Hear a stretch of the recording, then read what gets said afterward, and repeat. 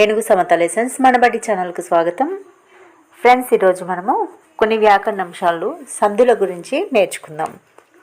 అయితే వీడియోకి వెళ్ళే ముందు ఇప్పటి వరకు మన ఛానల్ని సబ్స్క్రైబ్ చేసుకునే వాళ్ళు ఎవరైనా ఉంటే మన ఛానల్ని సబ్స్క్రైబ్ చేసుకోండి. అలాగే వీడియో కనుక నచ్చినట్లయితే లైక్ చేయండి, మీ మిత్రులకి షేర్ చేసి మన ఛానల్కి సపోర్ట్గా నిలవండి. మొదటి ప్రశ్న, పరుషాలు దేనికి పరమైతే సరళాలుగా మారుతాయి? ధృత ప్రాకృతికం, క్రియ, అవ్యయం, ఏది కాదు. పరుషాలు దేనికి పరమైతే సరళాలుగా మారుతాయి?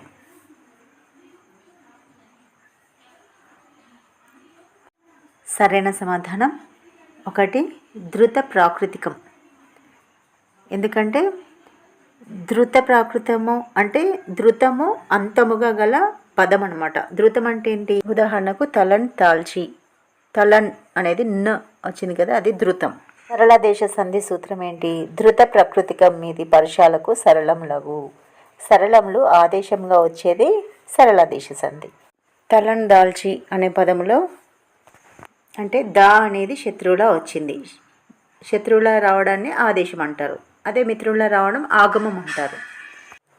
కాబట్టి ధృత ప్రకృతి మీది పరుషాలకు సరళములగు. పరుషాలంటే కచరతపాలు, సరళాలంటే గజడతపాలు. ఇది గుర్తుంచుకోవాలి. తర్వాత ప్రశ్న, పూచెన్ గలువలు. ఇక్కడ పూచే తర్వాత చూపించిన గుర్తు ఏమిటి? 1 ఇంగ్లీష్లో సి అనే అక్షరం, 2 పూర్ణ బిందువు, 3 అర్ధ బిందువు, 4 అనుస్వారము. సరైన సమాధానం 3 అర్ధ బిందువు, పూచెన్ గలువలు. తర్వాత ప్రశ్న, ఎచ్చోట పదంలో గల సంధి. త్రిక సంధి, అకార సంధి, ఇకార సంధి, గుణ సంధి. ఎచ్చోట, ఏ ప్లస్ చోట, ఆ ఈ ఏలు త్రికములు. సరైన సమాధానం త్రిక సంధి. త్రికము మీది అసంయుక్త హల్లునకు ద్విత్వంబు బహుళంబుగా నగు అని దీని సూత్రం. త్రికము అనగానే ఆ ఈ ఏలు గుర్తుంచుకోవాలి. తర్వాత ప్రశ్న, తోచన్ చుక్కలు. తోచన్ జుక్కలు. ఇందులో 0 ఏ అక్షరాన్ని సూచిస్తుంది? 1 ధృతం, 2 అచ్చు, 3 కల, 4 వక్రం. తోచన్ జుక్కలు. సరైన సమాధానం 1 ధృతం. ధృతం అంటే ఇందాక చెప్పాను కదండి, తోచన్ న అనేది నుడికారం పలుకుతుంది అక్కడ, అలా వచ్చేదే ధృతం అవుతుంది. ఇది కూడా సరళ దేశ సంధి. తర్వాత ప్రశ్న, 5వ ప్రశ్న, త్రికం అనేది ఏ అక్షరానికి పేరు? ఆ ఈ ఏలకు, ఏ ఓ ఓలకు, యా రాలకు, ఏ ఓ ఆర్లకు. సరైన సమాధానం 1వది ఆ ఈ ఏలు త్రికములు అని ఇందాక చెప్పుకున్నాం కదా, ఆ ఈ ఏ అనేది త్రికం. తర్వాత ప్రశ్న, క్రింది పదాలలో సంయుక్త అక్షర పదాన్ని గుర్తించండి. 1 కన్య, 2 పుట్ట, 3 కత్తెర, 4 జ్యోత్స్న. సంయుక్త అక్షర పదం. సరైన సమాధానం 1 కన్య. సంయుక్త అక్షరం అంటే ఏంటి? ఒక హల్లుకి వేరొక హల్లు ఒత్తుగా రావడం సంయుక్త అక్షరం అవుతుంది. తర్వాత ప్రశ్న, క్రింది పదాల్లో ద్విత్వాక్షర పదాన్ని గుర్తించండి. అల్లరి, చక్కెర, గజ్జెలు, పైవన్నీ. ద్విత్వాక్షర పదాన్ని. సరైన సమాధానం 4 పైవన్నీ. అల్లరి, చక్కెర, గజ్జెలు. ఎందుకు ఇవన్నీ ద్విత్వాక్షరాలు అయ్యాయంటే, ద్విత్వాక్షరం అంటే ఏంటి? ఒక హల్లుకి అదే హల్లు ఒత్తుగా రావడం. లాకి లావొత్తు, కాకి కావొత్తు, జాకి జావొత్తు వచ్చాయి కదండి ఇక్కడ. ఇలా ఏ హల్లుకి అదే హల్లు ఒత్తు రావడాన్ని అది ద్విత్వాక్షర పదం అంటారు. తర్వాత ప్రశ్న, అక్కన్య విడదీయగా అక్క ప్లస్ అన్య, అక్క అన్నయ్య, అక్క ప్లస్ అన్నయ్య, ఆ ప్లస్ కన్య, ఆ ప్లస్ కన్య.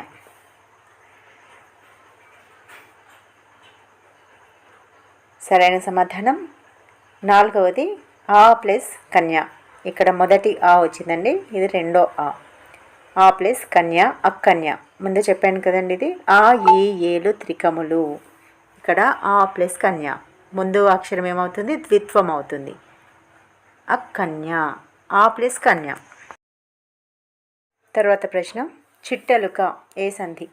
ఇత్వ సంధి, అత్వ సంధి, ఉత్వ సంధి, ద్విరుక్త టకార సంధి. చిట్టెలుక. సరైన సమాధానం 4వది ద్విరుక్త టకార సంధి. ద్విరుక్త టకార అని ఎందుకన్నాము? చిరు ప్లస్ ఎలుక, చిట్టెలుక. కురు, చిరు, కడు, నిడు, నడు ఇలాంటి శబ్దాల్లో రా డాలకు అచ్చు పరమైతే ద్విరుక్త టకారం అవుతుంది. ఇక్కడ టా ఒత్తు వస్తుందన్నమాట. కుట్టుసురు, కట్టెదుట, నిట్టూర్పు, నట్టిల్లు ఇలాంటి పదాలన్నీ కూడా ద్విరుక్త టకార సంధులు అవుతాయి. మీరు ఈజీగా గుర్తుపెట్టుకోవాలంటే టాకి టా ఒత్తు వచ్చినప్పుడు అక్కడ సంధి జరిగి అచ్చు పరమైతే అది ద్విరుక్తం అవుతుంది అని గుర్తుంచుకోవాలి. తర్వాత ప్రశ్న, నిట్టూర్పు విడదీయగా నిడు ప్లస్ ఊర్పు, నిట్టు ప్లస్ ఊర్పు, నడు ప్లస్ ఊర్పు, నడు ప్లస్ ఊర్పు. సరైన సమాధానం నిడు ప్లస్ ఊర్పు. ఫస్ట్ది నిడు ప్లస్ ఊర్పు. తర్వాత ప్రశ్న, లా అనునది మూర్ధన్యం, లఘువు, దంతమూలీయం 2 మరియు 3. ఇది మూర్ధన్యం అని వచ్చిందండి, ఇది మూర్ధన్యం. సరైన సమాధానం మూర్ధన్యం. 1వది మూర్ధన్యం. మూర్ధన్యాలు అంటే ఏంటి? నాలుక కొన భాగం నుండి పుట్టినవి. రు, రు, ట, ఠ, డ, ఢ ఈ అక్షరాలు పలికేటప్పుడు నాలుక కొన భాగంలో తగులుతుంది కదండి, అలా నాలుక కొన భాగం నుండి పుట్టినవి మూర్ధన్యములు.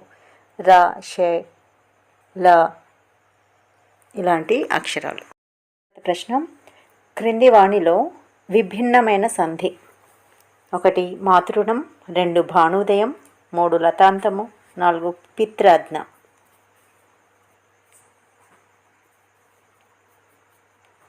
సరైన సమాధానం పిత్రాజ్ఞ.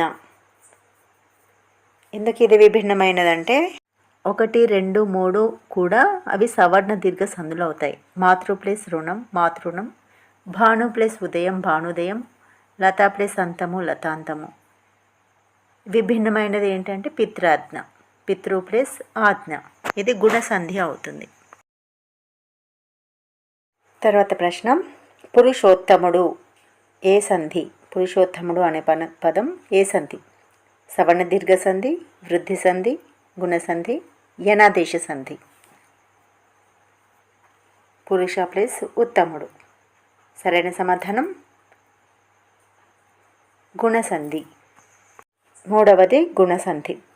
ఎందుకంటే పురుష ప్లస్ ఉత్తముడు, ఆ ప్లస్ ఊ వచ్చింది. గుణసంధి సూత్రం ఏంటండి? అకారమునకు ఈ ఊ రూలు పరమైతే క్రమంగా ఏఓఆర్లో ఏకాదేశం అవుతాయన్నమాట. ఇప్పుడు పురుష అని ఉంది. మొదటి పదంలోనే చివరి అక్షరం షాలో ఆ పలుకుతుంది. ఆ ప్లస్ ఊ, ఉత్తముడు ఊ, ఆ ప్లస్ ఊ వచ్చింది. క్రమంగా ఓ ఏకాదేశమైంది. పురుషో అన్నాం కదా, షోలో ఓ అనే శబ్దం వస్తుంది. కాబట్టి ఇలా వస్తే అది గుణసంధి అవుతుంది. రాజా ప్లస్ ఋషి అన్నప్పుడు ఆ ప్లస్ రు అయ్యింది, రాజర్షి అర్. అలాగే మహా ప్లస్ ఈశ్వరుడు, ఆ ప్లస్ ఈ వచ్చినప్పుడు మహేశ్వరుడు, హే ఏ అనేది ఏకాదేశమైంది. ఇలా వచ్చిన వాటిని గుణసంధి అంటారు. తర్వాత ప్రశ్న, అనునాసిక సంధిలో పరపదం ఏ ఏ అక్షరాలతో మొదలవుతాయి? 1 క, చ, ట, త, ప, 2 ఇన్య, ఇని, అన, న, మ, 3 న, మ, 4 పరుషాలు. సరైన సమాధానం 3 న, మ.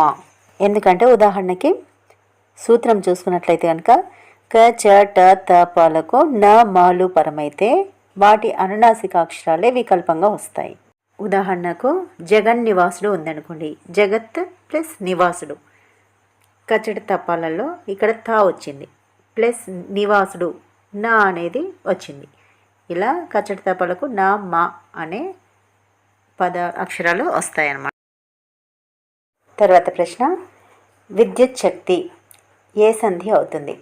ఒకటి చుత్వ సంధి, జస్త్వ సంధి, యనాదేశ సంధి, అనునాసిక సంధి. ఇక్కడ జస్త్వ సంధి అనేది రాంగ్ వచ్చిందండి, జస్త్వ సంధి. సరైన సమాధానం ఒకటి చుత్వ సంధి. సూత్రం ఏంటంటే నకార తావర్గములకు షకార చావర్గములు వచ్చినప్పుడు షకార చావర్గములు వస్తాయన్నమాట. ఉదాహరణకి తపశ్శక్తి, తపశ్శక్తి ఇలా షకారానికి. అలాగే విద్యుత్ శక్తి ఉందనుకోవాలి, విద్యుత్ ప్లస్ శక్తి చా అయిపోయింది, షకార చా వర్గాలు వచ్చాయి. తర్వాత ప్రశ్న, త్రిమాత్ర కాలంలో ఉచ్చరించిన వాటిని ఏమంటారు? ఒకటి వక్రము, రెండు లఘువు, మూడు వక్రతములు, నాలుగు గురువు.